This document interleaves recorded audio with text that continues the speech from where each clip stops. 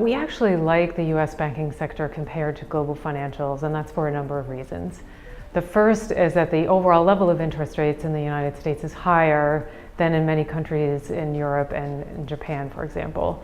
That is helpful for spreads, which accounts for a good portion of revenues for banks.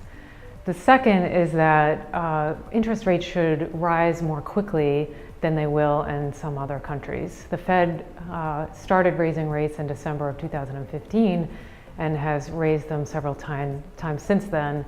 We'll probably have two more, at least in 2018, and then another two in 2019.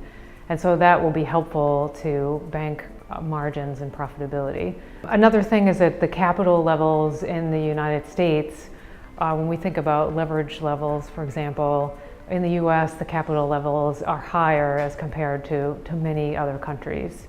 The recent tax changes that were implemented in the fourth quarter are very beneficial to banks. They tend to be high, or were very high taxpayers with a rate between 30 and 32%.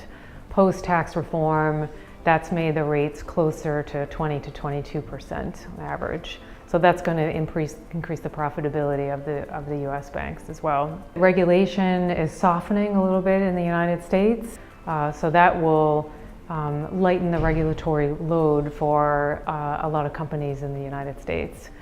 And I guess I would also mention that the US economy, while not booming, is steadily improving, and that should also be beneficial to US banks. And then finally, the valuation, even with a lot of pretty positive tailwinds, the valuation for the US banking sector is actually pretty reasonable at levels below historic averages. So we actually like the profile of the US banks compared to global financials right now.